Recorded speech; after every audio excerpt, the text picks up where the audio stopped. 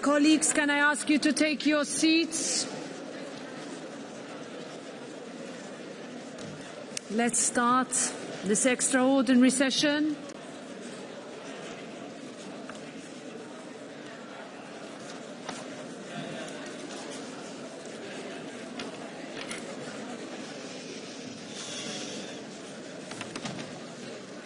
Wait a moment until colleagues take their seats.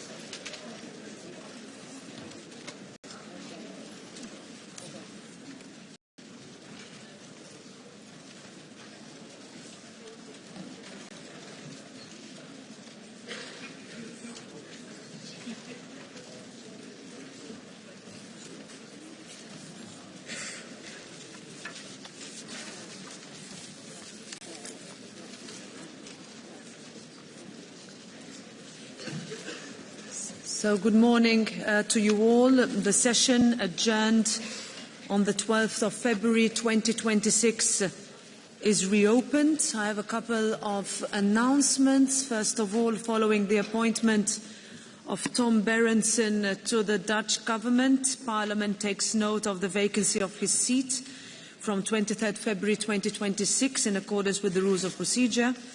And following the appointment of Daniel Caspary as member of the European Court of Auditors, Parliament takes note of the vacancy of his seat from the 1st of March 2026 in accordance with the rules of procedure.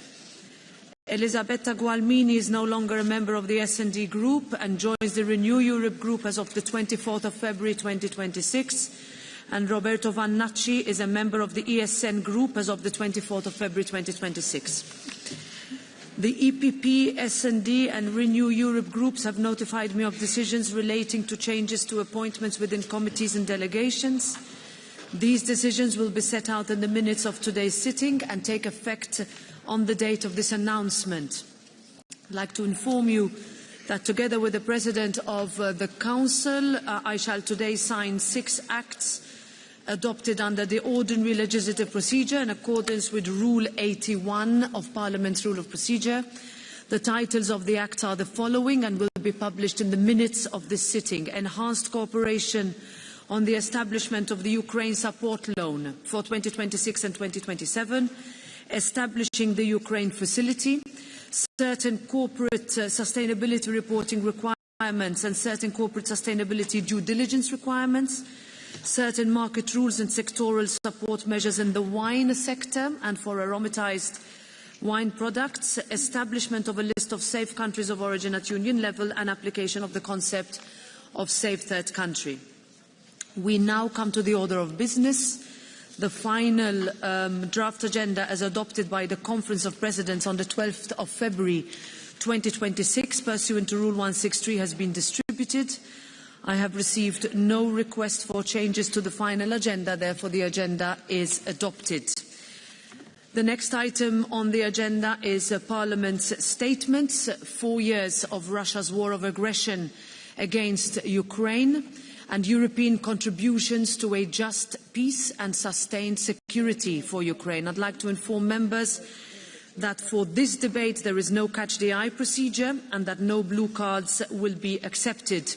I would also like to welcome all the dignitaries present today and the 120 members of national parliaments who are with us today in the gallery up here. Welcome, dear colleagues.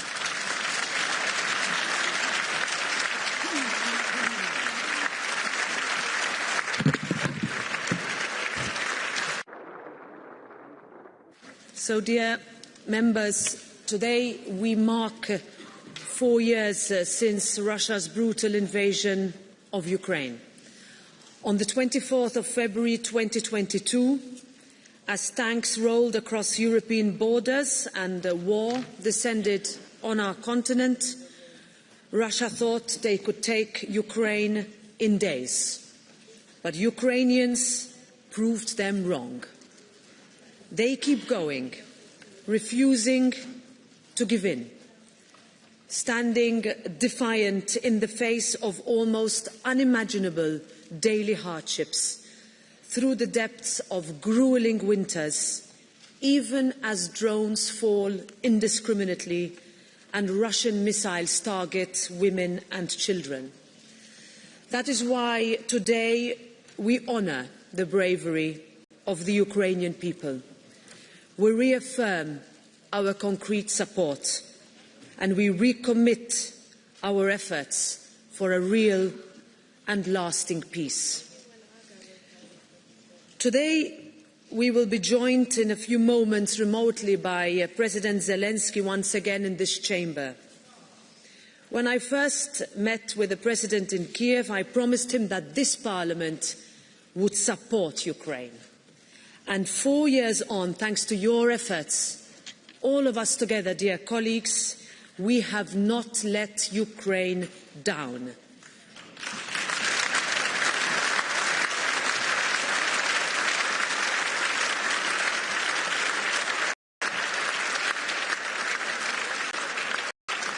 Because we know that when we stand together, Ukraine and Europe stand strong.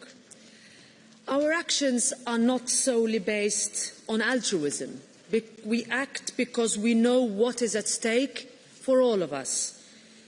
And I am proud of what we have done together, whether by supporting Ukrainian society by delivering 200 billion euros of support to help keep everyday life possible for millions of people, whether it is delivering generators to keep the lights and heatings on in hospitals, in schools, in bomb shelters, whether it was supercharging Ukraine's defence capabilities to help those on the front lines and their families at home. And we will keep up stepping on our support. Later today, we will sign into law a 90 billion euro loan to shore up essential public services and keep Ukraine's defences strong, sending a clear message to every Ukrainian: your security is Europe's security. Your freedom is Europe's freedom. And your future is in Europe. And we will keep working to make that happen.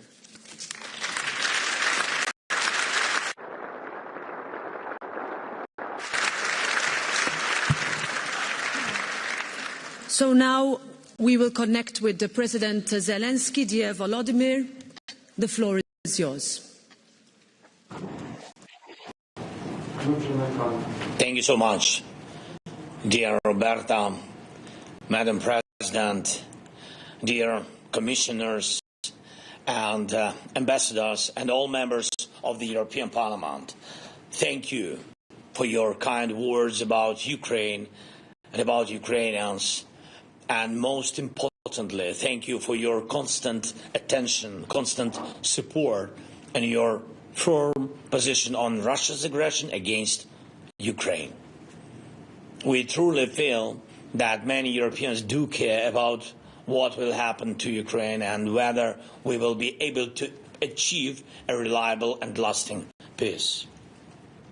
And we never chose this war. We didn't start it, and we did not provoke it, and we do everything we can to stop it.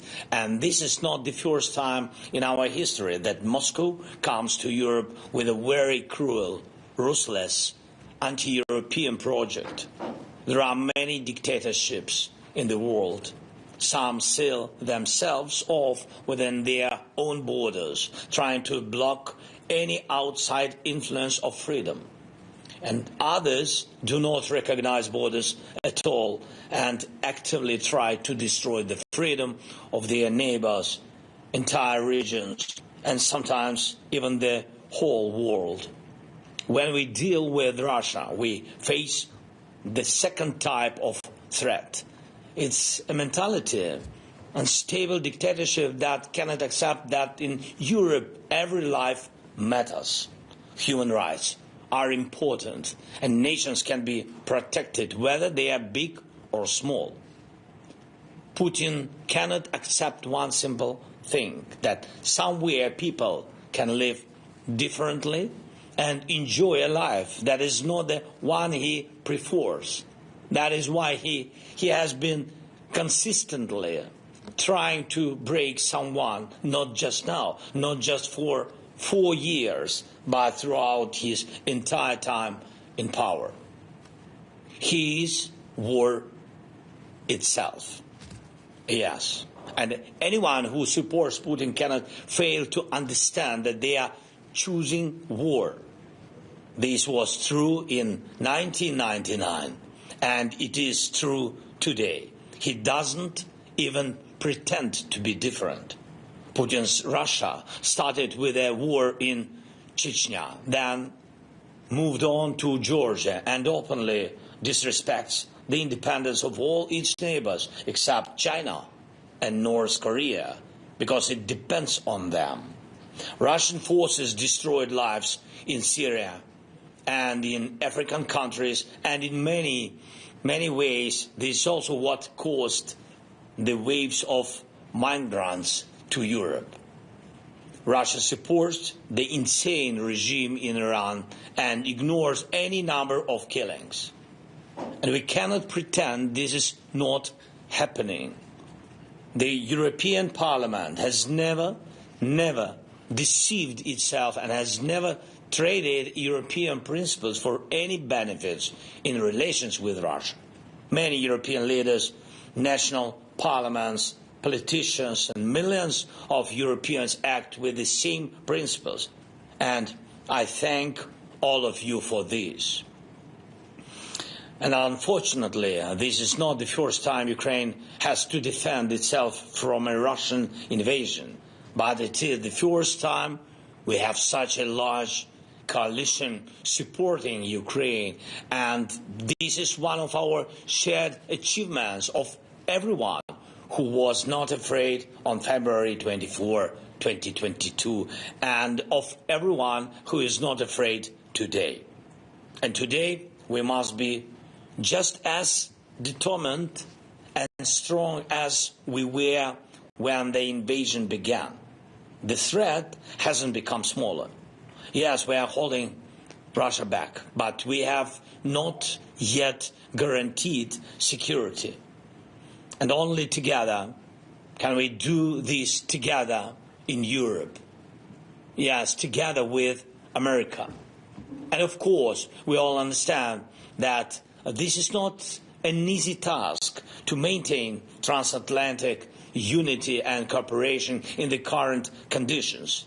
But I am grateful to everyone who, despite all the challenges, continues to preserve this globally important link between Europe and America and between all the world's democracies. We must continue to firmly apply the full range of protection against Russia, from strong sanctions to real support for life after Russian strikes. Each of you understands what fills Putin's wallet with money and allows him to drag out this war. So there must be no place in the free world for Russian oil, for Russian tankers, Russian banks, Russian sanctions, invasion schemes,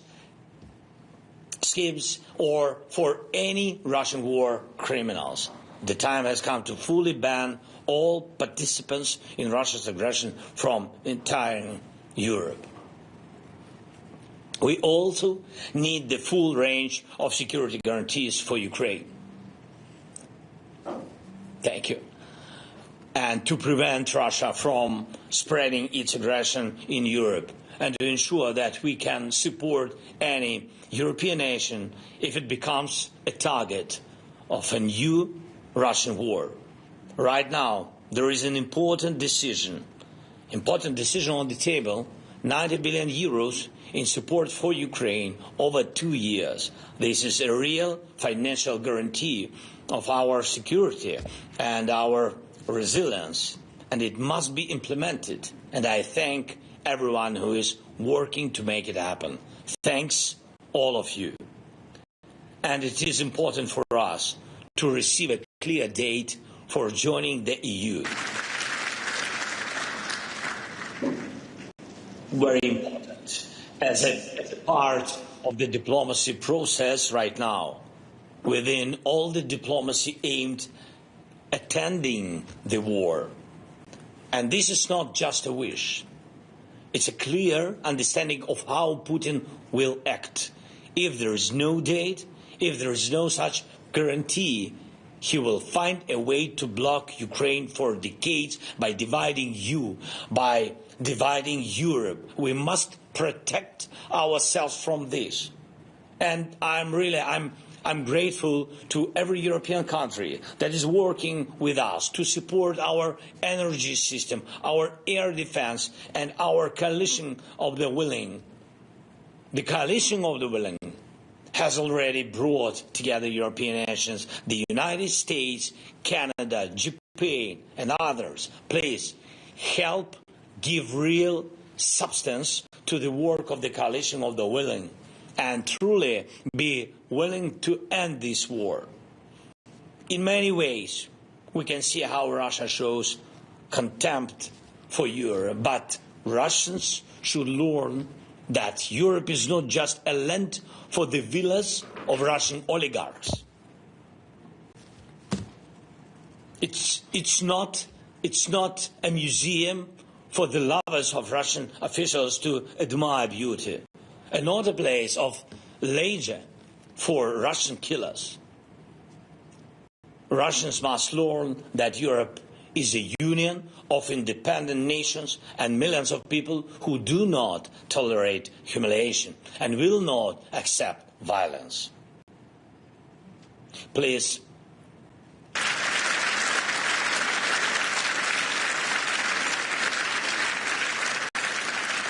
thank you.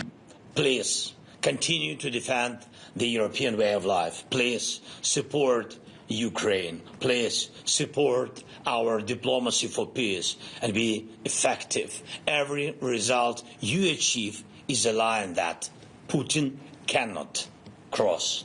Thank you for all these years. Thank you so much. Slava Ukraini!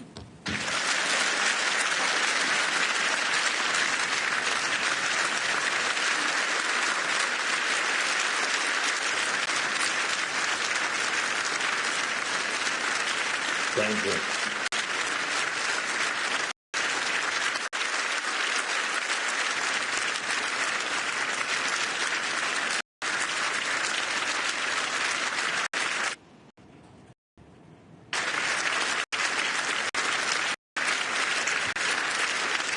Thank you for that. Thank you, Roberta. Thank you to all of you, dear friends.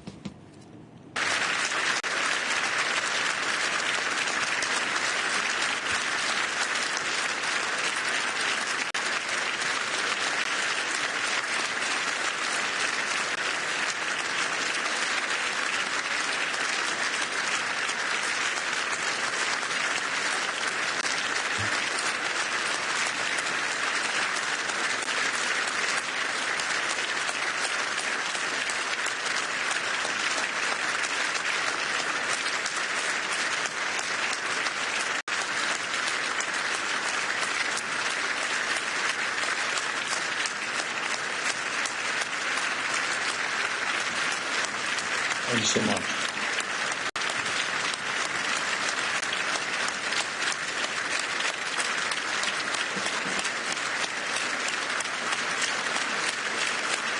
We are very proud that we have such big support in Europe and in the world. Thank you so much again and again. Thank you very much. Thank you, dear President Zelensky. Thank you, dear Volodymyr. Thank you very much. Thank you, dear colleagues. Now we will go to the debate. We start with the speakers on behalf of the political groups. With the EPP group, Michael Gahler. 2 minutes.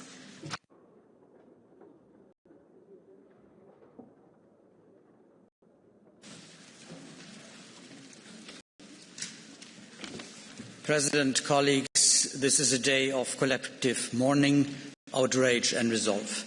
We commemorate all Ukrainian victims of this senseless war, the soldiers defending their country, the aid and relief workers and railway staff who kept the country running.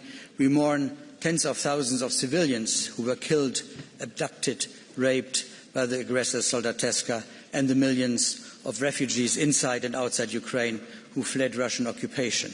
We think of the Ukrainian prisoners of war. Some families are sitting in the gallery. Welcome. All this is the sole political responsibility of the ruthless dictator in the Kremlin, who started the second fascist attack following the Nazi occupation from 1941 to 1944. Our outrage is not only about Putin, but also his admirers, sycophants and war profiteers inside the EU, such as Orban and Fico. Your disgraceful attitude will go down in European history books, labeling you as quislings even without occupation.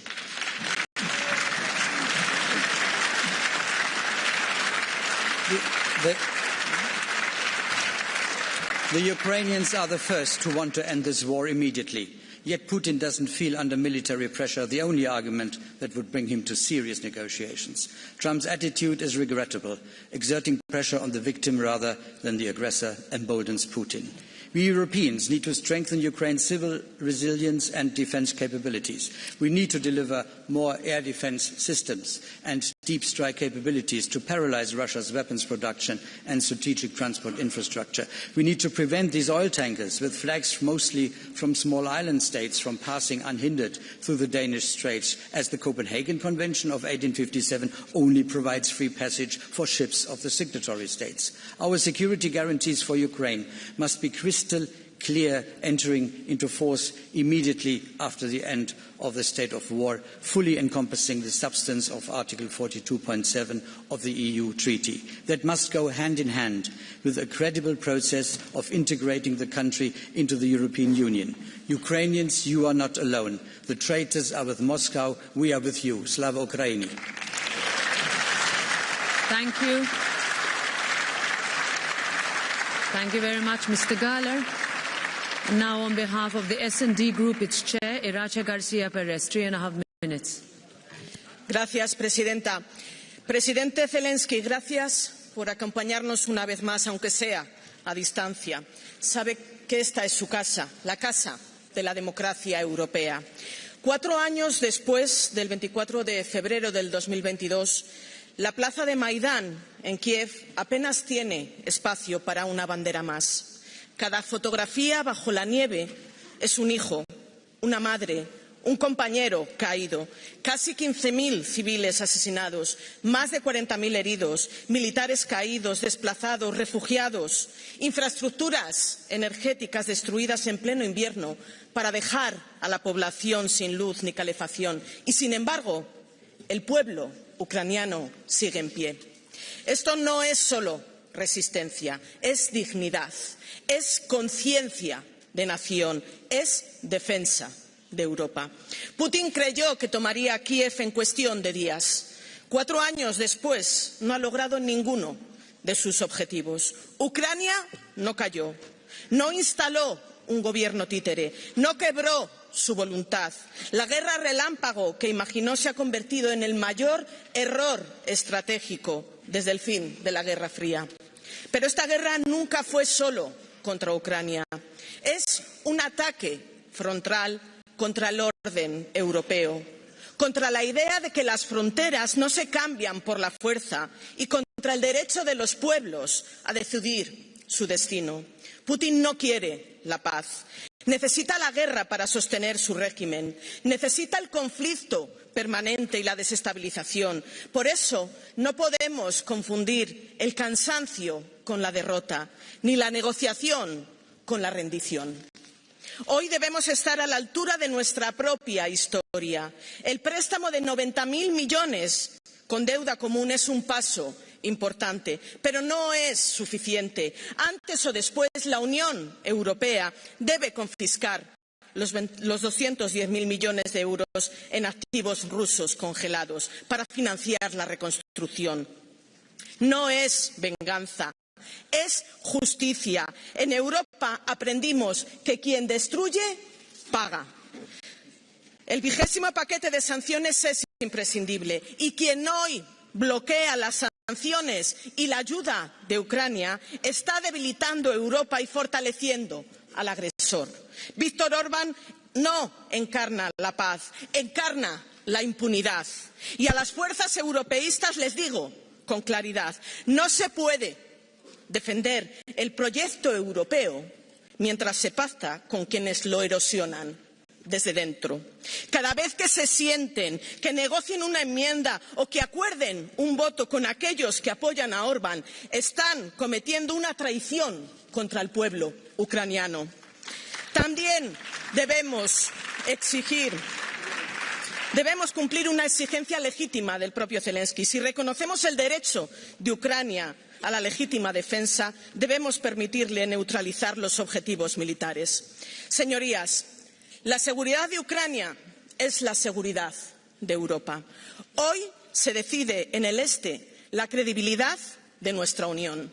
Si Ucrania cae, cae la promesa europea de libertad.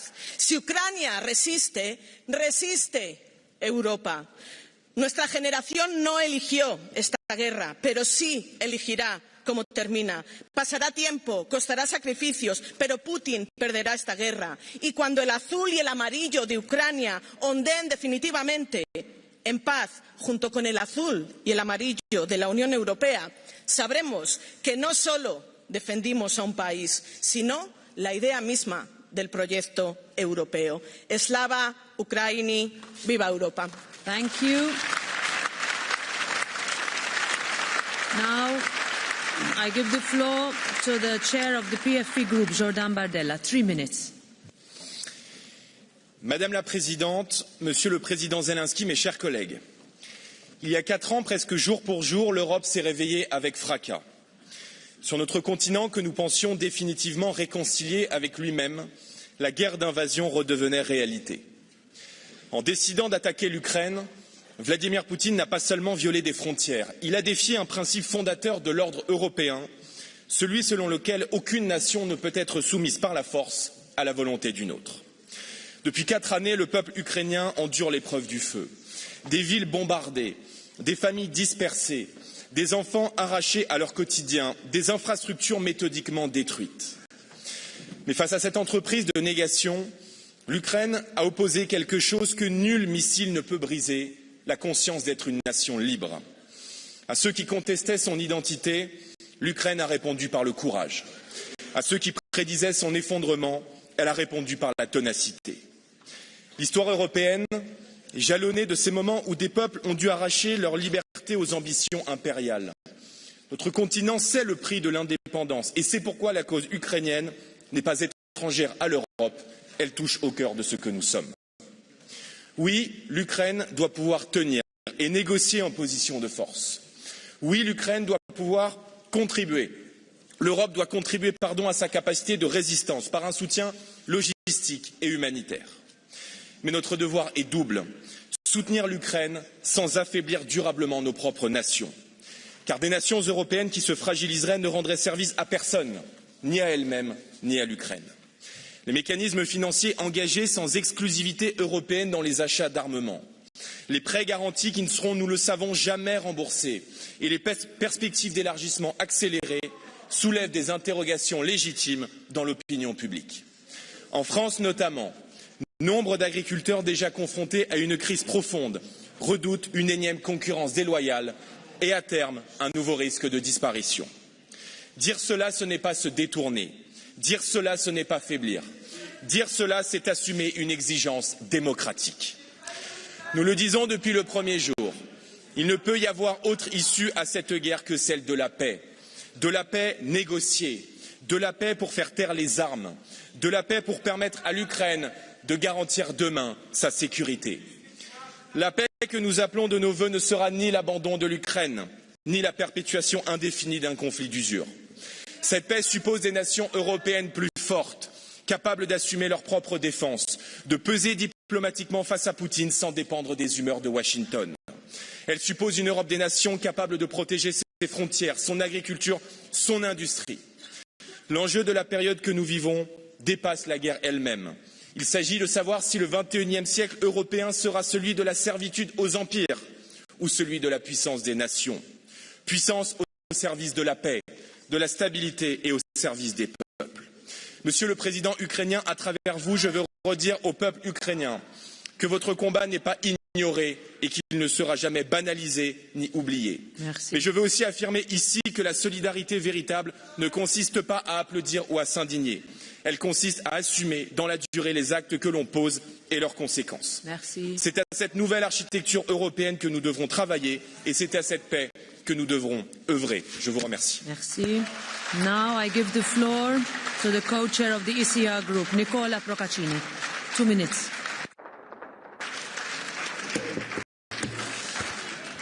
Grazie Presidente, colleghi. 4 anni fa il mondo è rimasto a guardare mentre le fondamenta dell'ordine internazionale venivano abbattute. Oggi ci riuniamo non per obbligo ma per convinzione. Siamo qui per ricordare con forza che la libertà di tutti i popoli europei è indissolubilmente legata alla libertà del popolo ucraino. Sappiamo tutti che questa è una guerra per l'espansione della Russia e non è mai stata una guerra per l'espansione dell'Unione Europea o della NATO. 4 anni di guerra ci hanno insegnato che la pace non è un sentimento, ma un equilibrio. Un equilibrio che si basa su 2 pilastri, la diplomazia e la deterrenza. Senza deterrenza la diplomazia è una semplice richiesta. Senza diplomazia la deterrenza è uno spreco di forza e di soldi. L'Europa deve essere in grado di tenere insieme questi 2 pilastri con chiarezza e determinazione. La storia non ci giudicherà per le parole che abbiamo pronunciato, ma per il coraggio che avremo avuto nel garantire che la luce della libertà a Kiev continui a splendere nel buio di questa lunga notte. Vedete, io non me la prendo con chi alla sinistra di quest'Aula, come Vladimir Putin, che celebra il culto di Stalin dedicandogli statue ed aeroporti, rimpiange l'Unione Sovietica. Io me la prendo con chi dice di essere di destra e non resta ammirato di fronte al sacrificio di un popolo che sta dimostrando al mondo intero cosa vuol dire l'amore per la patria. Uomini e donne, vecchi al fronte e bambini che vanno a scuola sottoterra, stanno resistendo da 4 anni all'invasione di un esercito 5 volte più grande, che è stato costretto a svuotare le carceri, ad arruolare migliaia di mercenari e a farsi mandare soldati persino dalla Corea del Nord, ma non li ha piegati. Io non so come o quando finirà questa guerra, ma so che la storia renderà omaggio ai patrioti ucraini, mentre guarderà con disprezzo chi oggi sta voltando le spalle all'Ucraina, alla libertà, al senso dell'onore. Grazie. Now I give the floor to the chair of the Renew Europe Group, Valérie Hayet. 3 minutes. Merci Madame la Présidente. Chers collègues, c'est quoi l'Union européenne? Ça veut dire quoi être européen? Notre Europe, c'est ce continent qui a décidé de faire de la paix un projet politique. Depuis le 24 février 2022, l'histoire nous oblige à le ressentir avec une intensité nouvelle. Depuis l'invasion totale de l'Ukraine par la Russie, ces mots ont une nouvelle dimension. Un visage, une voix, un courage, celui du peuple ukrainien. Peu de peuples ont versé leur sang pour le drapeau européen. Lorsque les Ukrainiens ont reconquis la ville de Kherson, ils ont dressé un drapeau, celui de l'Union européenne. Kherson, c'est le symbole d'une incroyable solidarité. Parce que face aux drones russes, comment se protègent les habitants de la ville? Avec des filets de pêche qui leur ont été envoyés par des pêcheurs bretons. Que ce soit des filets de pêche ou des terminaux Starlink fournis par la Pologne, les exemples sont nombreux qui viennent rappeler un fait. L'Union européenne est aujourd'hui le premier soutien de l'Ukraine. Soutien militaire, soutien humanitaire, financier ou encore politique. Un soutien que le groupe Renew Europe est fier de porter depuis le premier jour. Or, chers collègues, le soutien ou non à l'Ukraine, c'est un clivage. Il y a dans cet hémicycle ceux qui sont aux côtés de Kiev. Il y a aussi ceux qui font délibérément le jeu de Vladimir Poutine. Que ce soit l'Alternative für Deutschland, le Smer de Robert Fico ou encore le Rassemblement national, M. Bardella, par vos votes depuis le début de cette invasion au Parlement européen, par vos discours encore aujourd'hui, vous faites la démonstration que vous n'êtes en rien des patriotes et que vous ne cherchez en aucun cas à défendre l'Europe contre la menace de Vladimir Poutine.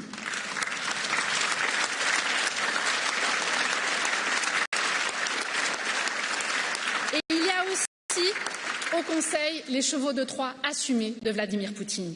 Viktor Orban qui, encore une fois, bloque les sanctions contre la Russie. Quand est-ce que ce chantage indigne va s'arrêter? Chers collègues, l'Ukraine est un clivage. Elle est aussi le révélateur de la force du projet européen et du danger qui est le nôtre, à l'extérieur et à l'intérieur de nos frontières. Nous ne cessons de le dire.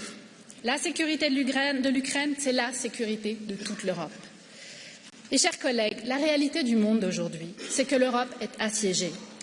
Elle est assiégée par des puissances et des autocrates qui partagent le même objectif, nous détruire, nous asservir, parce qu'ils détestent ce que nous sommes. Le peuple ukrainien, c'est le premier défenseur de nos libertés, de notre démocratie. Mais il nous rappelle aussi le sens de notre présence dans cet hémicycle. Alors oui, je le dis à tous les Ukrainiens, notre destin est commun et l'Ukraine fera partie demain de l'Union européenne. Mais pour que ce destin soit possible, nous devons encore aider le président Zelensky. Aucun accord de paix ne pourra se faire sans les Ukrainiens et sans les Européens à la table des négociations. Notre responsabilité, elle est d'aider l'Ukraine à être en position de force dans ces négociations. Notre responsabilité politique est aussi de transformer l'unité affichée en décisions concrètes. C'est pousser nos États membres à aller plus loin, plus vite, plus fort sur les livraisons, sur les sanctions, sur la défense européenne, sur les garanties de sécurité indispensables. Cette guerre, chers collègues, c'est celle des Ukrainiens, bien sûr. Ce sont eux qui meurent au combat. Merci. Mais c'est profondément la nôtre aussi. C'est le défi existentiel de l'Union européenne. L'issue de ce conflit va déterminer le monde dans lequel nous vivrons dans les prochaines années. Elle va déterminer notre capacité ou non à bâtir une indépendance européenne sur tous les plans. Merci. Nous avons fait beaucoup, mais tout reste encore à faire. Chers collègues, je débutais ce discours avec deux questions. C'est quoi être européen? C'est quoi l'Union européenne? Merci. Eh bien, l'Union européenne, c'est l'Ukraine. Et être européen, c'est être ukrainien. Slava Ukraini. Merci, Madame Ayer. I give the floor now to the co-chair of the Greens Group, Terry Reintke. 2 minutes. Thank you, Madam President, dear colleagues. Today we enter into the 5th year of Russia's invasion and war of aggression against Ukraine. A war that is unprovoked, unjustified and unlawful without any doubt. The bravery and endurance of the Ukrainians has inspired us all. They fought not only for their freedom, but for Europe's freedom. They have shown us time and time again why this European Union was founded. For peace, for freedom, for everyone to have the right to live in dignity.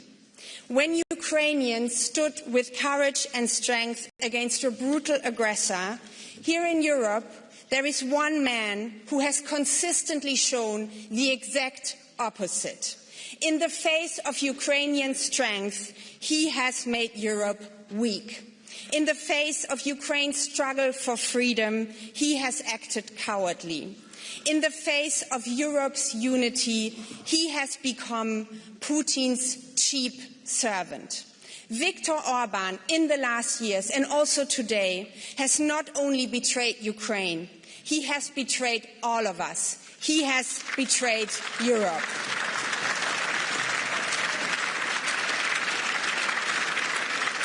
Colleagues, and let me be clear, the 90 billion euros of support have to go to Ukraine. They are urgently needed in Ukraine. And yes, we need new sanctions packages against Russia. Also, this is urgently needed. Because, colleagues, there is only one way that we can react to this betrayal: to show an even clearer commitment to Ukrainian and European freedom. We need to deliver strong military and financial support, particularly in air and missile defense. We must ban all imports of fossil fuels into the EU to stop financing Russia's war. And we need to accelerate Ukraine's integration into the European Union. Colleagues, I know it might sometimes seem grim, but there is a brighter future ahead. We cannot give up hope, especially in a moment when the Ukrainians are standing firm. Thank you. Spring is coming soon and light will prevail. Thank you very much. Thank you very much. Now I give the floor to the co-chair of the Left Group, Martin Schirdewan. 2,5 minutes. Ja, vielen Dank, Frau Präsidentin. Präsident Zelensky, ich wünsche Ihnen, dass Sie nicht nur derjenige Präsident sein werden, der die Ukraine durch 4 Jahre Krieg, sondern derjenige, der sie in den Frieden geführt hat. Und Sie haben hier in größtmöglicher Offenheit auch über den Stand der Diplomatie gesprochen. Und für uns als Linke ist klar, dass es einen dauerhaften und gerechten Frieden geben muss und dass dieser Frieden nur erzielt werden kann, wenn die Ukraine gleichberechtigt an den Verhandlungen beteiligt ist. Und deshalb möchte ich Sie, Herr Präsident, ausdrücklich darin bestärken, den Weg der Diplomatie weiter zu beschreiten, so schwierig er auch ist, angesichts der anhaltenden militärischen Aggression Russlands und des Wankelmuts und der Drohung von Donald Trump. Es geht darum, auf diplomatischem Wege den von Russland begonnenen Krieg zu beenden, der seit 4 Jahren die Ukraine in ihrer Existenz bedroht. Ein Krieg, in dem die ukrainische Bevölkerung Nacht für Nacht unter dem russischen Bombenterror leidet, in dem gezielt lebensnotwendige Energieinfrastruktur zerstört wird. Kurz, in dem Putins Armee systematisch Kriegsverbrechen und Verbrechen gegen die Menschlichkeit begeht. Und deshalb ist es notwendig, gezielte Sanktionen zu verhängen, die die Kriegsfähigkeit und die Kriegsverbrecher treffen. Und auch wenn Putin-Freund Viktor Orban sich mal wieder querstellt und die Handlungsunfähigkeit der Europäischen Union offenbart, Europa steht solidarisch an der Seite der Ukraine und insbesondere der vom Krieg betroffenen Menschen, auch finanziell. Und dazu zählt für uns Linke auch ein Schuldenschnitt. Aber es ist jetzt auch an der Zeit, dass europäische Politik sich an der Idee des Friedens in Europa ausrichtet. Putin baut sich seinen eigenen großen vaterländischen Krieg, indem er eine faschistische Gefahr halluziniert. Die nationalistische Ideologie der herrschenden Kaste in Moskau greift Vielfalt, Meinungsfreiheit, Offenheit und die Demokratie an. Denn nichts fürchten autoritäre Herrscher und Diktatoren mehr als die Demokratie. Aber auch deshalb, Herr Präsident Zelensky, hat meine Fraktion mit Sorge gesehen, dass nach Ausbruch des Kriegs auch in Ihrem Land demokratische Rechte und Arbeitnehmerrechte beschnitten wurden. Immer wieder treten schwere Fälle von Korruption auf, die auch europäische Gelder betreffen. Das sind die Dinge, die die Ukraine auf ihrem Weg in die EU korrigieren muss. Den Frieden zu gewinnen und die Demokratie zu verteidigen, das gehört für uns zusammen. Vielen Dank. Thank you. Now I give the floor on behalf of the ESN Group to Milan Urik. 1 minute.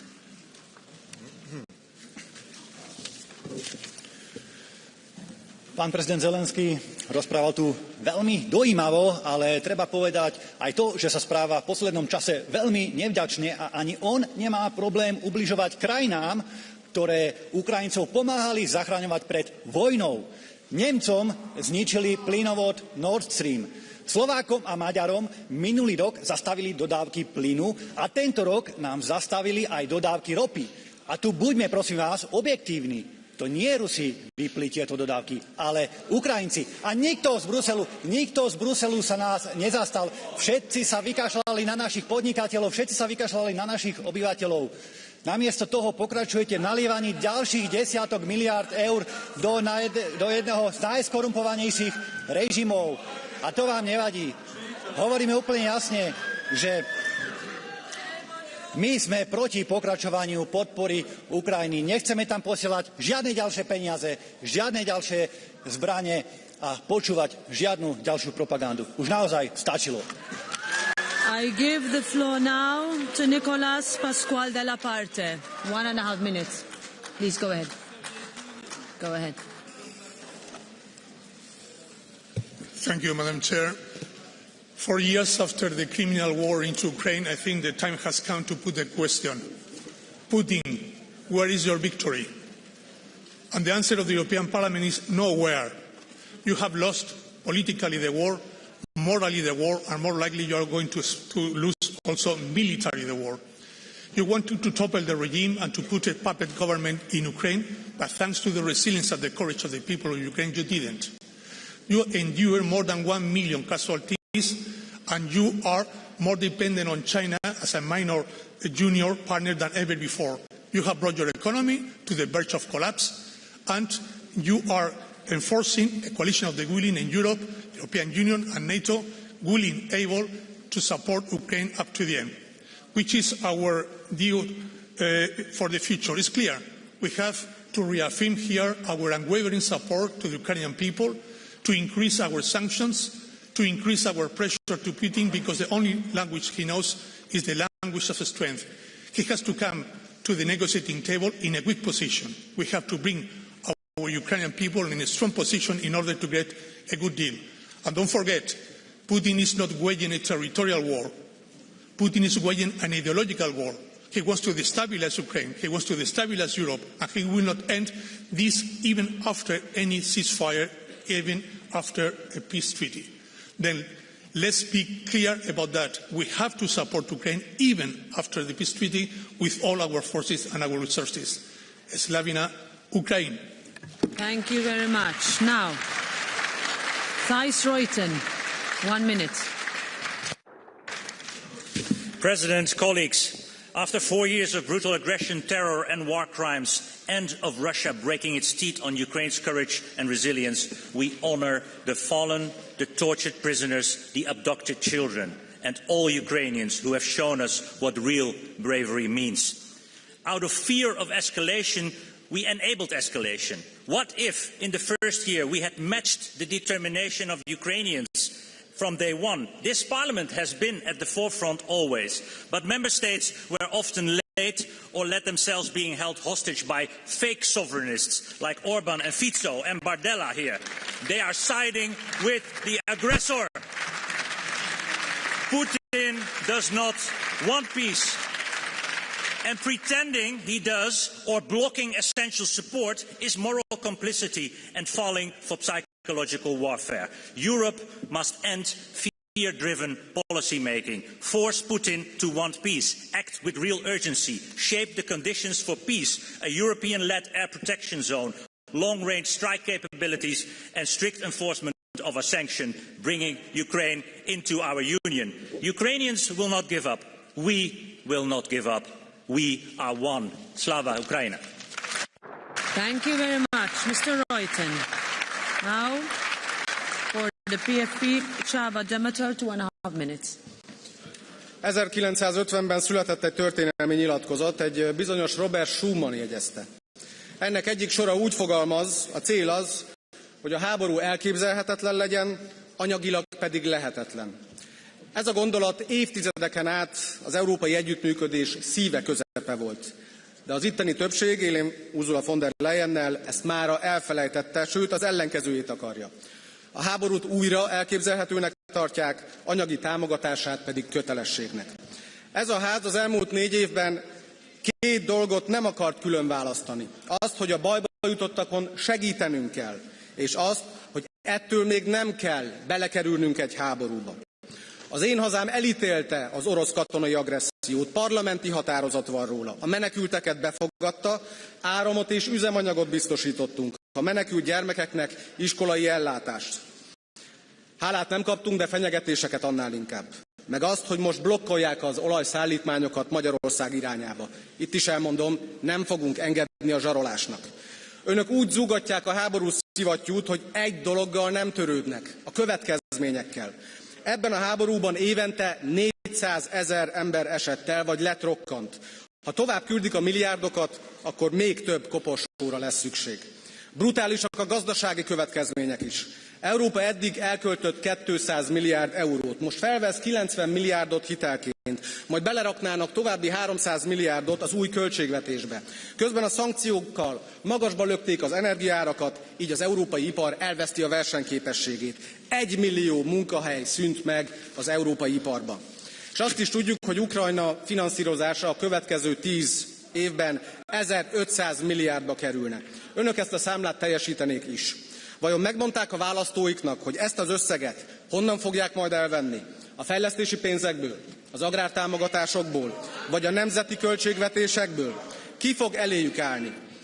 Az európai álmot a békére és az abból fakadó gyarapodásra alapozták. Önök elárulják ezt az álmot. Nem remélünk cirógató szavakat, de egy dolgot elvárunk, hogy ne üldözzék azokat, akik még hisznek benne. Ennek a háborúnak valamikor vége lesz. Ha így folytatják, akkor Európa addigra a világ legjobb helyéből a világ beteg embere lesz. Önbecsülésében, biztonságában és gazdaságában. És akkor milliók teszik majd fel a kérdést, hogy ki a felelős ezért. És mindenki tudja majd a választ. Szerintünk van másik út is. Robert Schuman útja. Vegyék elő a nyilatkozatát és tegyék fel a kérdést, miért felejtették el. Köszönöm. Let's go with Adam Bielan now. 1 minute. Pani Przewodnicząca, wojna na Ukrainie trwa już nie 4, ale 12 lat. 2 razy dłużej niż II wojna światowa. Rozpoczęła się bowiem w roku 2014 bezprawną aneksją Krymu i okupacją Donbasu przez Rosję, jawnym pogwałceniem prawa międzynarodowego. Ostatnie lata obnażyły krwawe, imperialne zapędy Kremla, przed którymi prezydent Polski Lech Kaczyński ostrzegał już w 2008 roku, gdy Rosja zaatakowała Gruzję. Unia Europejska i brukselskie elity wtedy zawiodły. Wygrała chciwość i chęć taniego rosyjskiego gazu.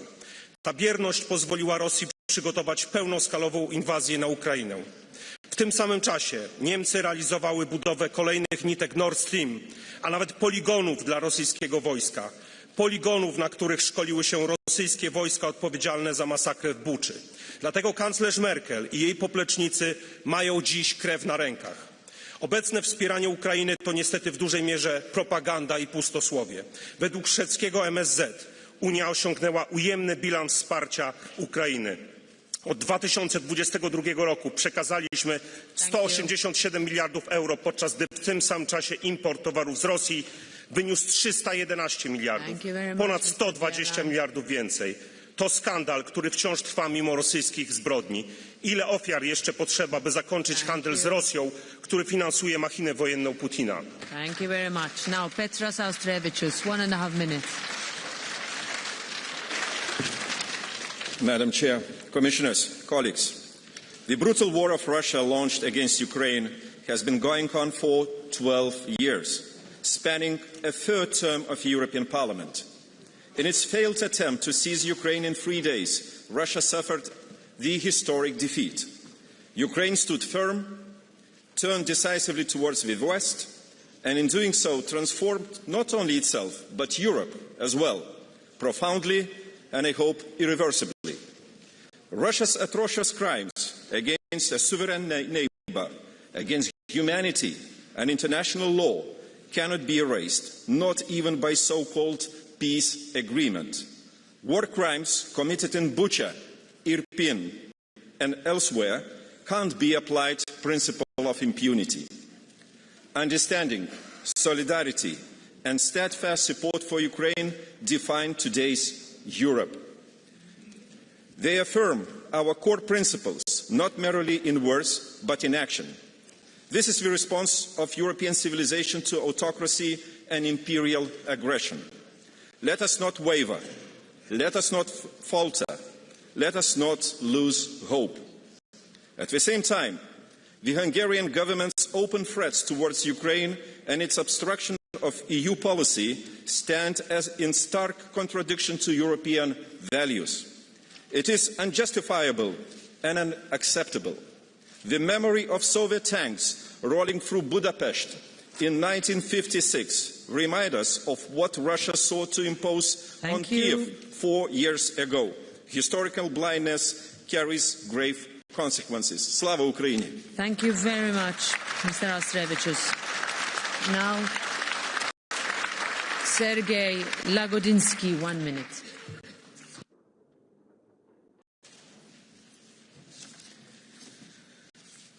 Four years sounds like an abstract number here in Brussels, but in Ukraine it's counted by mornings in shelters, nights in the cold and empty chairs at kitchen tables that will forever remain vacant. I looked into the eyes of what Russia calls collateral, a geography teacher who teaches her students the world from a basement, who draws Europe on a wall by candlelight, while her own child is learning the sound of drones as the new alphabet. I talked to a medic. He said it's not his dream to survive. his dream is to be remembered. We talked to Putin. We traded with him. We called him stability. Those were our mistakes. We own them. We repair them. But Ukrainians pay for those mistakes. Budapest Memorandum was a huge mistake, and now Budapest stands for more, for betrayal, for cowardice, for something that Europe does not want to stand. We will help Ukraine, and Ukraine will help us. Slava Ukraini! Thank you. Now, Özlem Demirel, 1.5 minutes. Dankeschön, Frau Präsidentin. 4 Jahre Krieg, 4 Jahre Leid, Tod, Zerstörung.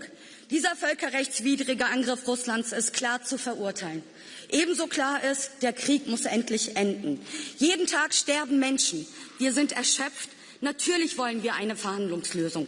Das sagte auch eine Lehrerin aus Kiew, die letzte Woche mit mir im Deutschlandfunk zugeschaltet war. Ja, Kolleginnen und Kollegen, die Ukrainer brauchen unsere Solidarität. Humanitäre Hilfe, einen Schuldenschnitt, ein Wiederaufbauprogramm für die Menschen. Doch sie brauchen keine geopolitischen Schlachtrufe auf Kosten ihres Lebens. Die Ukraine steht heute militärisch und ökonomisch wesentlich schlechter da als noch bei den Istanbuler Verhandlungen, die auch mit Begleitmusik aus Großbritannien, den USA und der EU abgebrochen wurden. Von den 90 Milliarden Krediten, die Sie der Ukraine zugesagt haben, sind 60 Milliarden für Waffen, vor allem aus der EU, vorgesehen. Statt immer mehr Waffen und Munition braucht die EU endlich eine Exit-Strategie, eine ernsthafte diplomatische Bemühung für ein Ende des Krieges. Vor kurzem sagte mir eine Geflüchtete aus der Ukraine, Frau Demirel, ich kenne Ihre Ukraine-Politik und möchte mich bei Ihnen bedanken. Und ja, das hat mich überrascht, denn hier kenne ich vor allem Schlachtrufe und Diffamierung gegen Friedensstimmen. Doch das zeigt, viele Menschen wollen vor allem eins, dass der Krieg aufhört. Frieden ist nicht alles, aber ohne Frieden ist alles nichts, liebe Kolleginnen und Kollegen. Und wir brauchen keinen Ausverkauf der Ukraine. Und weder Putin noch die NATO noch ihre Kriegstüchtigkeit wird uns den Frieden näher bringen. Was uns den Frieden bringen wird, ist die Solidarität der Völker und die Friedensbewegung. Dankeschön. Alexander Sell, 1 minute.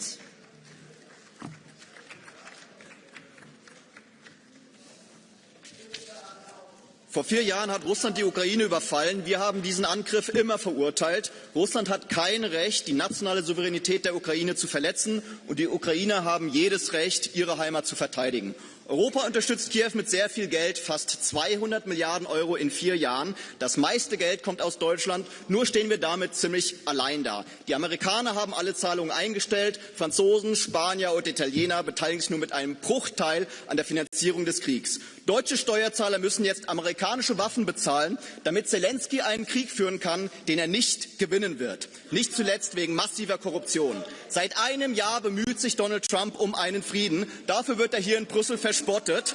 Frau von der Leyen ist heute in Kiew, um weitere Milliarden zu versprechen. Ich frage Sie, was wollen Sie denn erreichen? Was wollen Sie mit den Milliardenzahlungen an Kiew erreichen? Gut, dass Viktor Orban gestern den 90 Milliarden Kredit gestoppt hat. Es ist höchste Zeit, dass wir diesen Krieg beenden, nicht nur im Interesse der Ukrainer und der Russen, die auf den Schlachtfeldern sterben, sondern auch im Interesse der Deutschen, die das alles bezahlen müssen.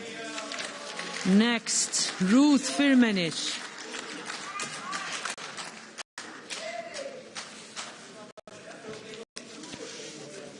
Meine Damen und Herren, das Grauen in der Ukraine geht ins 5. Jahr.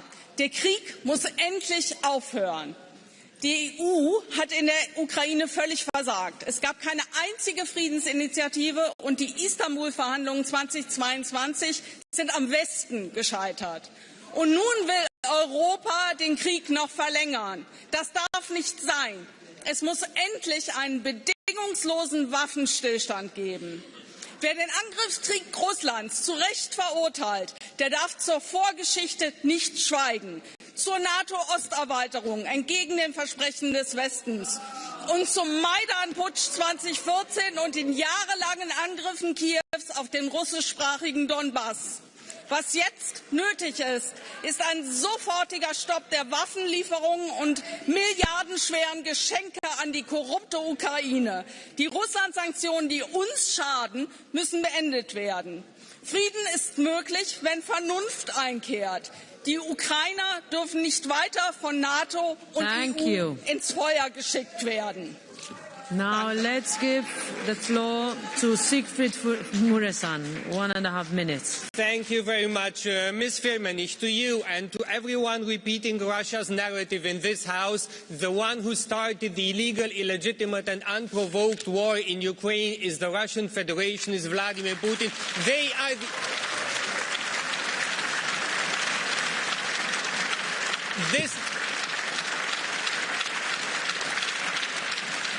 This needs to be said. Russia has started the war. Russia is the only one who can stop the war right now if they so wish. To the people of Ukraine, we have to say today and every day, thank you for fighting for freedom, for democracy, for your security, but also for our security. The fight of the people of Ukraine is keeping Europe safe as well. And every night, while we sleep in peace and in our homes, millions of people in Ukraine are freezing, they are having their houses bombed, they are staying in shelter, their daily reality is survival, and they fight not only for Ukraine, but they fight also for us, and they keep Europe safe, and this needs to be said. So standing in solidarity with them is not only a moral obligation, but it is a strategic necessity for us. This is why we as a European Parliament were correct to decide in January to adopt fast in an emergency procedure additional support to Ukraine. And in February we gave our positive vote 90 billion euros for Ukraine. And we also need to say the European Union is the largest donor for Ukraine. We are doing more for Ukraine than anyone else. We matter and we understand that we have to do more for our own security. We will invest more from the budget of the European Union in our defence. We will help member states to invest in their defence because we know that keeps Ukraine safe, it keeps Europe safe, and it keeps the aggressor away. Thank you very much. Thank you. Now I give the floor to Jean-Marc Germain. 1 minute. Madame la Présidente, chers collègues, Vladimir Poutine n'a jamais accepté l'aspiration de liberté et d'Europe du peuple ukrainien. Il a répondu à Maïdan par les tanks et les bombes. Mais pour paraphraser Victor Hugo, on ne résiste pas à l'invasion des idées par celle des armées. Alors que l'Ukraine se prépare à entrer dans sa 5e année d'une agression russe impitoyable, l'esprit de Maïdan est plus que jamais vivant à Kupiansk, à Kherson, à Kharkiv et à Kiev. Je l'ai ressenti au plus profond de moi, au pied du mémorial des 108 martyrs, devant les portraits de tous ces soldats inférieurs en nombre mais supérieurs en bravoure, morts depuis 2022 au cours de 4 années de lutte héroïque. Alors aujourd'hui, ces combattants pour la liberté, la leur comme la nôtre, ont besoin de nous. Nous serons au rendez-vous, malgré les piteuses tentatives d'Orban et ses alliés ici de bloquer la solidarité européenne. Je suis confiant car une force s'est levée dans notre Parlement le 11 février en votant massivement ce prêt historique à l'Ukraine. Et rien ni personne, Monsieur Bardella, ne saura y faire obstacle. Ça va ukrainien. Merci. Now, Reinis Poznaks. 1 minute. Prezidents kundze, kolēģi, ir apritējuši 4 gadi kopš pilna mēroga Krievijas iebrukuma Ukrainā. Ir grūti pateikt, ko jaunu, jo šķiet, ka viss jau ir teikts, bet vai viss ir izdarīts? Šī kara iznākums noteiks, kādā pasaulē dzīvos mūsu bērni un mazbērni. Viņu vēstures grāmatās būs rakstīts, ka Ukraiņa ir varonīga tauta, ka viņi cīnījās pret milzu pārspēku, aizstāvot brīvību, neatkarību un Eiropas vērtības. Es ceru, ka tur būs rakstīts, ka Krievija bija agresors, kurš saņēma bargu sodu par saviem noziegumiem. Bet galvenais jautājums ir mums pašiem. Kas tur būs rakstīts par Eiropu?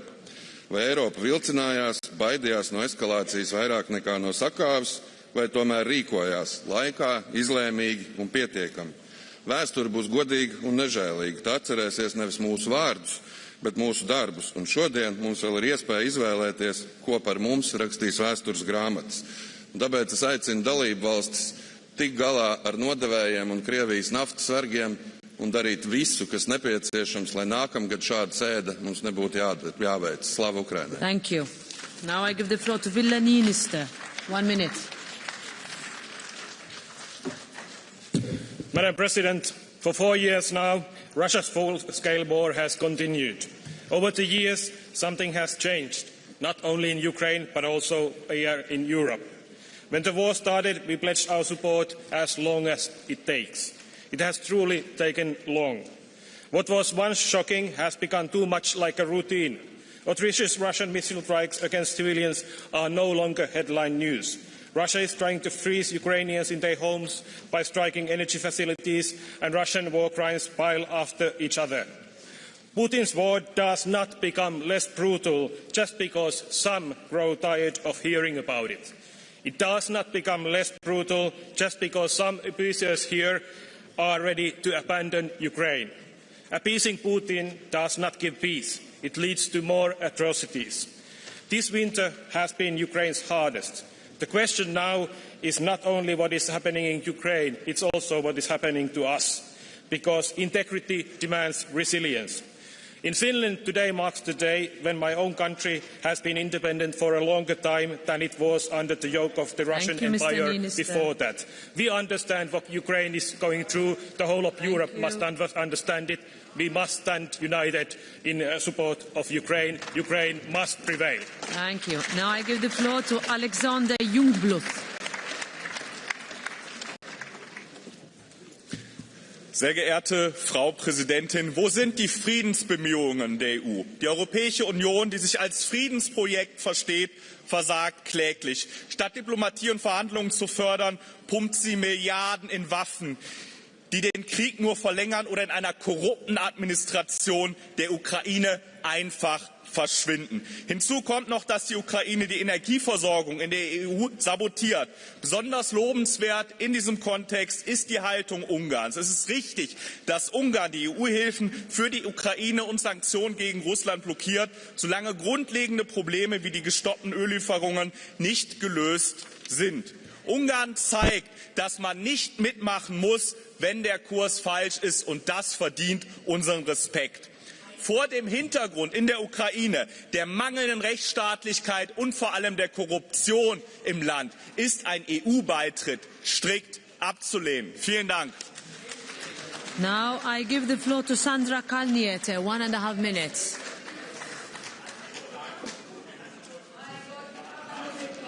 Hey, Ms. Kalniete, go ahead.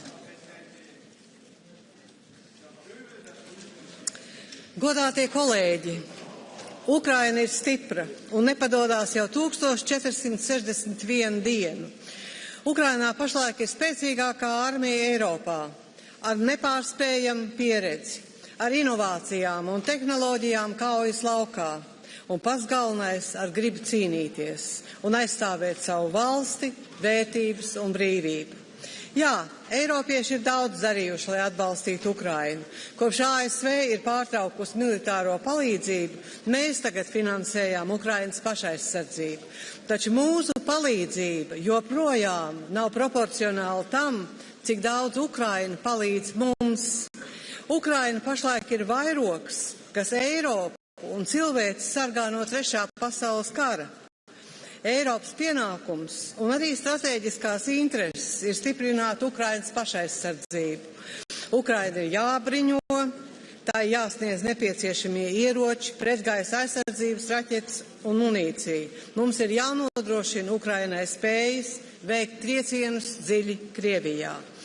Ukraina kļūs par Eiropas Savienības dalību valsti. Pat ja viena valsts pašlaik bloķē sarunu sākšanu, mums jābūt radošiem un politiski drosmīgiem. Ukraina ir tik svarīga Eiropas drošībai, ka tā ir pātrināti jāuzņem Eiropas Savienībā. Mums ir jāpiemēro apgriezts paplašināšanās process, kad atkarībā no sarunu daļu slēgšanas pakāpeniski palielinās valsts tiesības un pienākumu līdz tā kļūst par pilntiesīgu dalību valsti. Slava Ukrainai. Thank you very, very much. Now, Marina Kaljurand, 1 minute.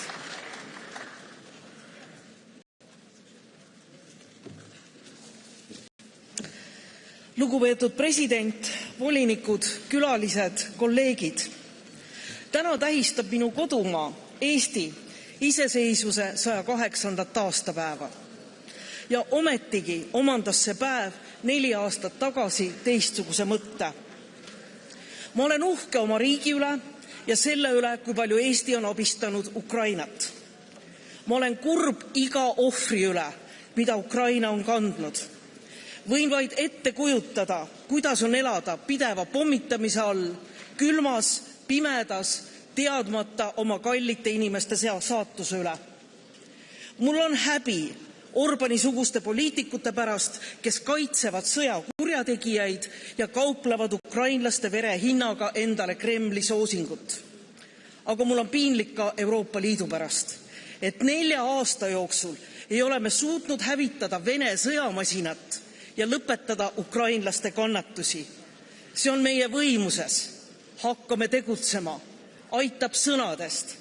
Ainult siis saame vaadata aasta pärast ukrainlastele silma ja öelda, et sõda on lõppenud. Aitäh. Thank you. I give the floor now to Beata Szydło.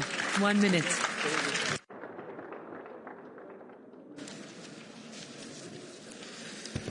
Szanowna Pani Przewodnicząca, Pani Komisarz, Szanowni Państwo. W 2008 roku świętej pamięci pan prezydent Lech Kaczyński, prezydent Polski, wysłał światu i Europie przesłanie.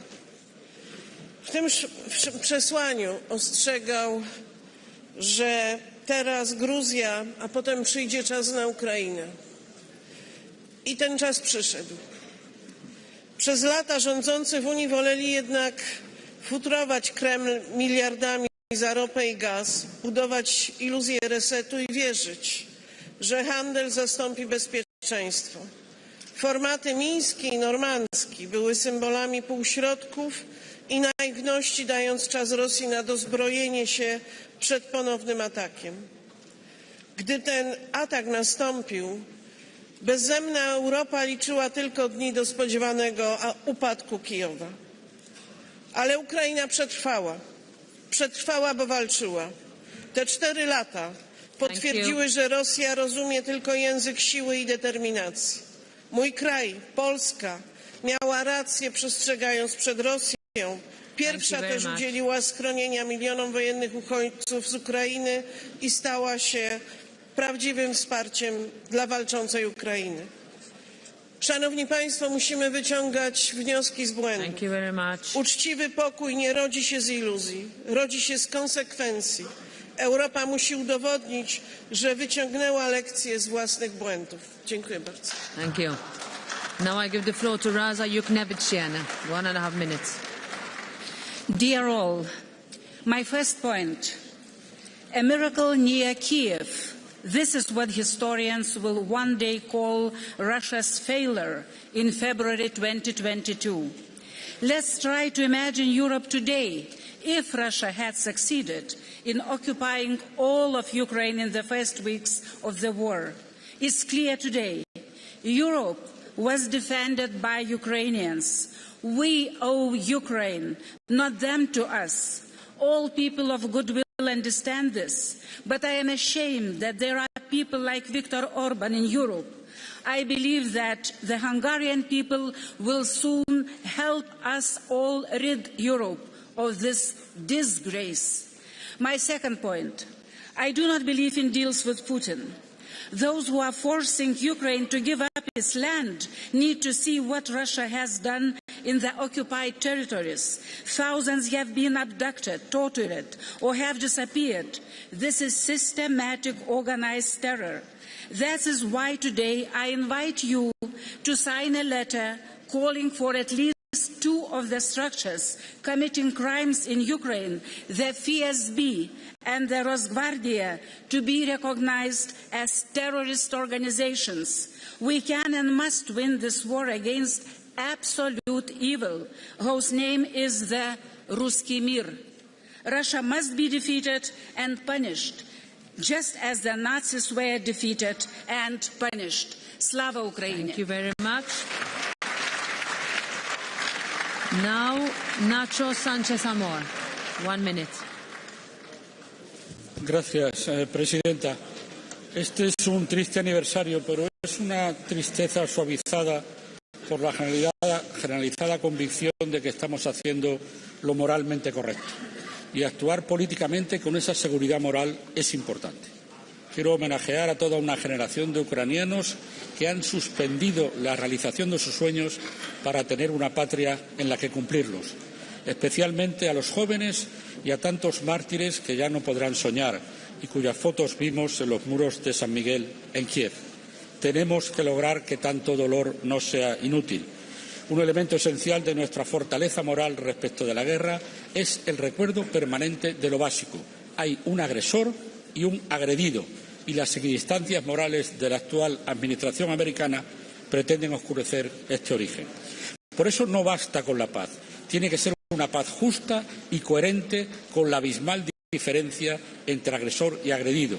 Desde luego son los ucranianos que tienen que medir los términos de esa ansiada paz, pero para ello necesitan nuestra ayuda, no para prolongar el conflicto, sino para negociar en una posición que garantice una paz justa y duradera.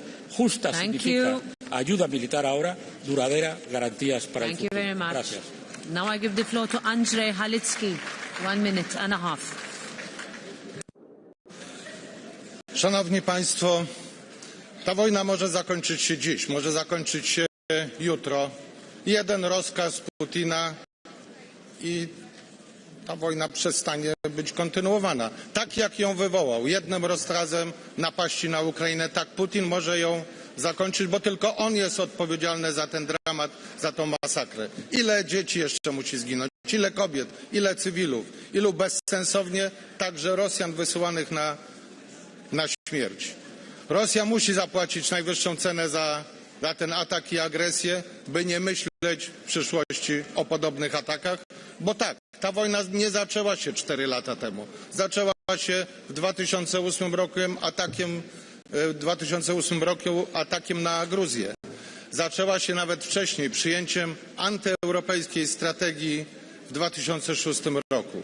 Mówiliśmy to jako Polacy ponad podziałami. Ostrzegaliśmy przed Rosją, przed Putinem, przed tą imperialną mentalnością. Dlatego dzisiaj powinniśmy wyciągnąć wnioski. Sankcje są potrzebne, pełna izolacja, ukaranie winnych, ale też własna zdolność do obrony, własna silna ochrona granic, ochrona naszego bezpieczeństwa. To jest zadanie dzisiaj wspólnej Europy. I ponieważ mówię jako ostatni w tej debacie, myślę, że w imieniu większości tu reprezentantem wszystkich społeczeństw europejskich w Parlamencie Europejskim chciałem powiedzieć, Ukraina już zwyciężyła. Będzie wolna, będzie demokratyczna, będzie europejska, a Europa musi być silna. Zwyciężymy, zrobimy to. Thank you very much. That brings us to the end of the debate, and we will move straight to the vote on the joint motion for a resolution tabled by 5 groups on 4 years of Russia's war of aggression against Ukraine and European contributions to a just peace and sustained security for Ukraine. We start with paragraph 4, original text in 2 parts, both by roll call. First part, vote is open.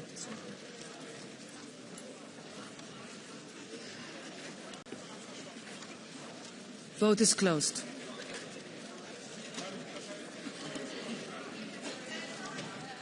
Adopted. Second part, vote is open. Is there a point of order? Does the machine work? Okay. Vote is closed. Adopted. Paragraph 5, original text in 2 parts. First part, who's in favour? Who's against? Who abstains? Adopted. Second part by roll call. Vote is open.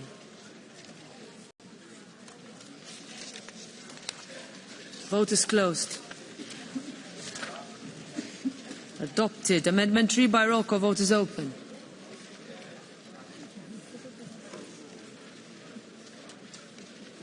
Vote is closed. Adopted. Amendment 4 by roll call. Vote is open. Rejected, sorry. Amendment 4 by roll call. Vote is open. Vote is closed. Rejected. Amendment 22 by roll call. Vote is open.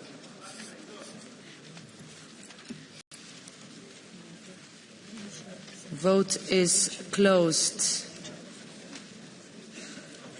Adopted. Paragraph 6, original text in 8 parts, all by roll call. First part, vote is open. Vote is closed. Adopted. Second part, vote is open.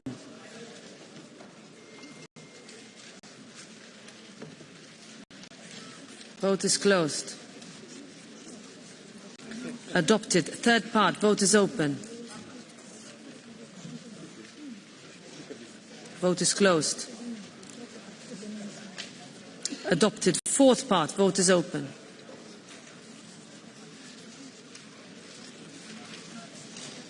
Vote is closed. Adopted. Fifth part, vote is open.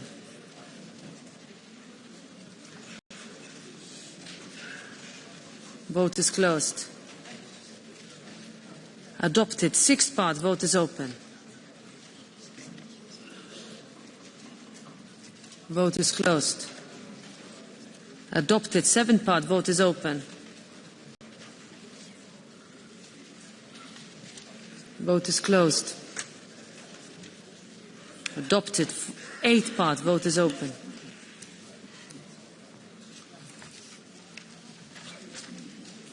Vote is closed. Adopted. Paragraph 7, original text in 2 parts, both by roll call. First part, vote is open. Vote is closed. Adopted. Second part, vote is open. Vote is closed. Adopted. Paragraph 8, original text in 2 parts. First part, who's in favour? Who's against? Who abstains? Adopted. Second part, by roll call, vote is open. Vote is closed.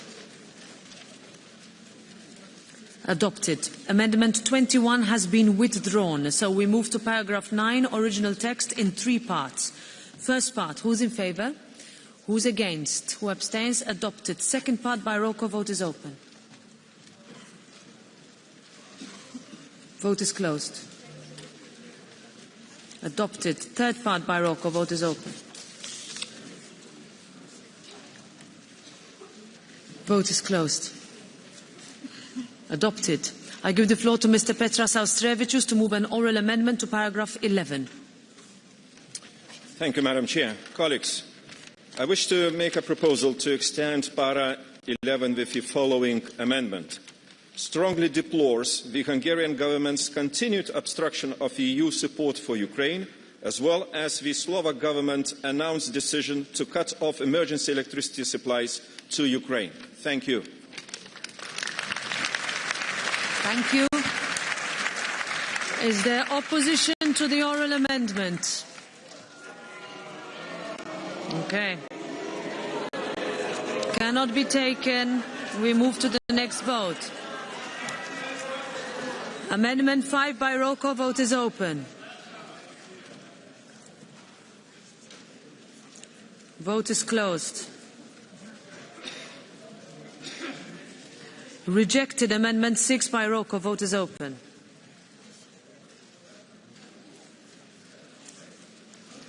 Vote is closed. Rejected. Amendment 7 by roll call, vote is open. Vote is closed. Rejected. Amendment 8 by roll call, vote is open.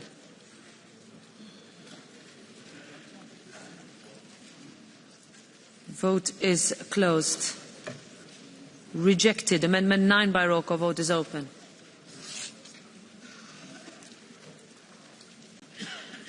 Vote is closed.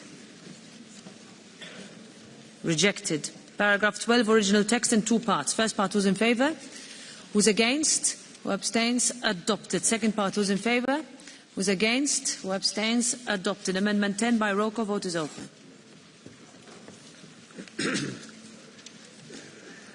Vote is closed.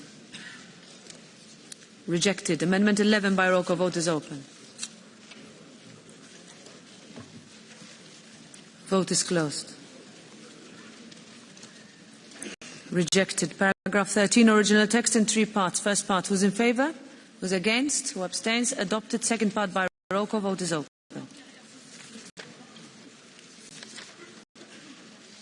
Vote is closed. Adopted. Third part, who's in favour? Who's against? Who abstains? Adopted. Amendment 12 by roll call. Vote is open.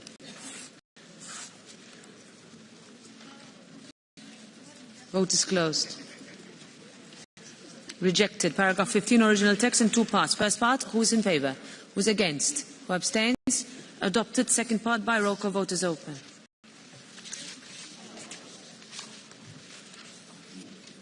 Vote is closed. Adopted. Amendment 13 by roll call. Vote is open. Vote is closed. Rejected. Amendment 14 by roll call. Vote is open.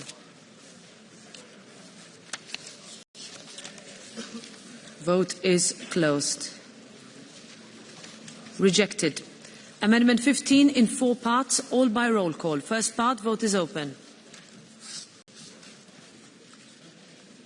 Vote is closed. Adopted. Second part, vote is open.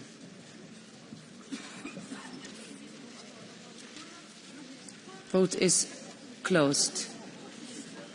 Adopted. Third part, vote is open.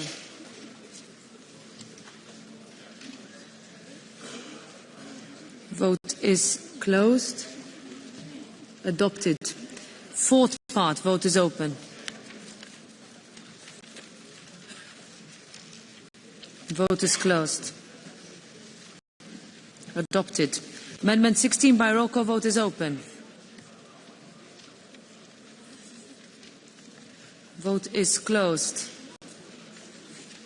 Adopted. Paragraph 18, original text by roll call. Vote is open.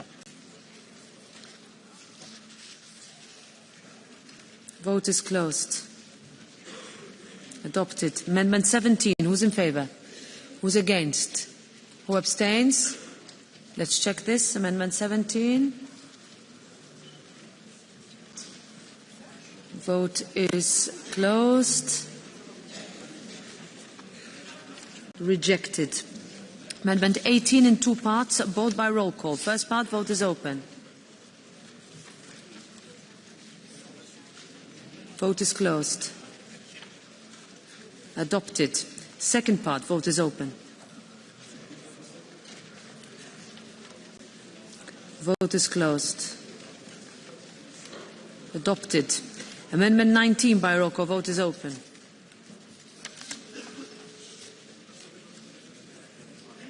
Vote is closed.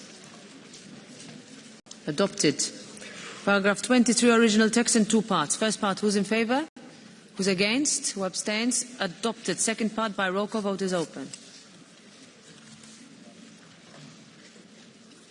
Vote is closed. Adopted. Amendment 20 by roll call. Vote is open.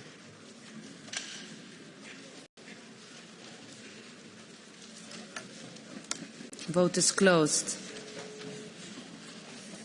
Rejected. Amendment 1. Who's in favour? Who's against? Who abstains? Rejected. Amendment 2. Who's in favour? Who's against? Who abstains? Rejected. We vote on the resolution as a whole by roll call. Vote is open.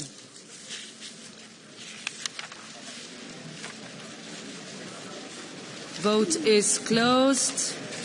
And it is adopted. Very well. Thank you.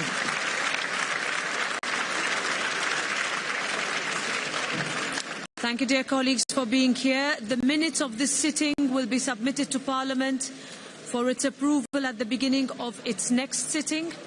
If there are no objections, I shall forward the resolution adopted at today's sitting to the persons and bodies named in the resolution. The next part session will take place from the 9th to the 12th of March.